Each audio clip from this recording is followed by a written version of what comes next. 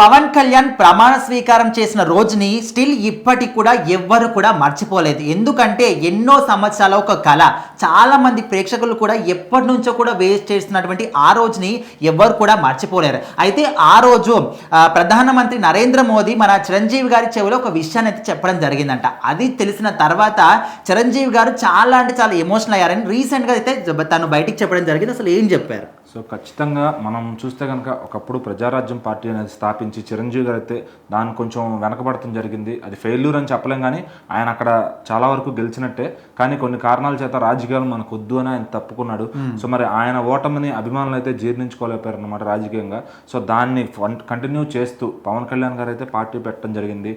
ఎందుకంటే అన్నయ్య మీద ఉన్న అభిమానం, ప్రేమ, అన్నయ్య ఎక్కడ అంటే తల వంచకూడదు, అన్నయ్య ఎక్కడ వెనకబడకూడదు అని చెప్పి సో తను మళ్ళీ రాజకీయాల్లోకి దిగి దగ్గర విజయం సాధించడానికి 10 ఏళ్ల పైనే పట్టిందని చెప్పుకోవచ్చు. సో మరి తను కూడా అర్థం చేసుకుని ఎటువంటి క్యాలిక్యులేషన్స్ ఉంటాయి రాజకీయాల్లో, సో అవన్నీ అర్థం చేసుకుని అయితే గెలవడం జరిగిందనమాట. సో ఆ గెలిచిన రోజు ప్రమాణ స్వీకారం ఆ కార్యక్రమం ఎంత ఘనంగా జరిగిందో అందరం చూసాము.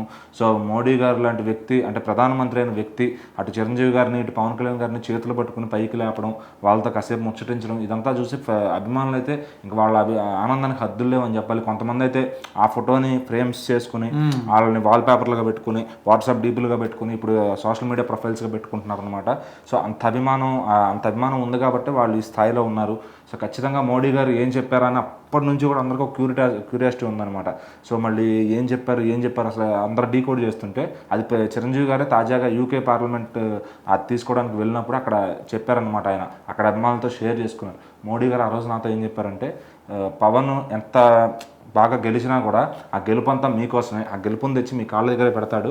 సో మీరు అంటే ఇలాంటి తమ్ముడు ఉంటాం నిజంగా మీకు ఒక అదృష్టం లాంటిది అన్నట్టుగా చెప్పారనమాట. సో మరి మనం ఆయన చెప్పినట్టుగానే పవన్ కళ్యాణ్ గారు గెలిచి ప్రమాణ స్వీకారం అంతా అయిన తర్వాత ఖచ్చితంగా ఆ రోజు చిరంజీవి గారి ఇంటికి వెళ్తే ఘన స్వాగతం పలికారు పవన్ కళ్యాణ్ గారికి. ఆయన వెంటనే వెళ్ళి చిరంజీవి గారి కాళ్ళ మీద పడి ఆశీర్వాదం తీసుకున్నారనమాట. అంటే అక్కడ అర్థమైపోయింది ఆయన ఎంత పెద్ద గెలుపు తీసుకున్నా కానీ, ఆయన చిరంజీవి గారిని రోజు కలవకపోయినా కానీ, వాళ్ళ తల్లిని కానీ అన్నయ్యని కానీ ఆయన గెలుపు మాత్రం తీసుకెళ్ళి అన్నయ్య దగ్గరే పెట్టాడు. ఎందుకంటే ఆయన అసలు వచ్చిందే రాజకీయాల్లోకి వాళ్ళ అన్నయ్య తలదించుకోకూడదని చెప్పి.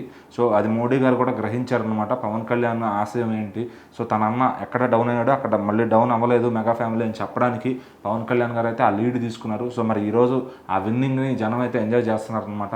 సో ఆయన ఇంకా మరింత ఉన్నత శిఖరాలకు వెళ్ళాలని చెప్పి మెగా అభిమానులు అలాగే జన సైనికులు అందరూ కూడా వాడి వంతు వాళ్ళు కృషి చేస్తున్నారు.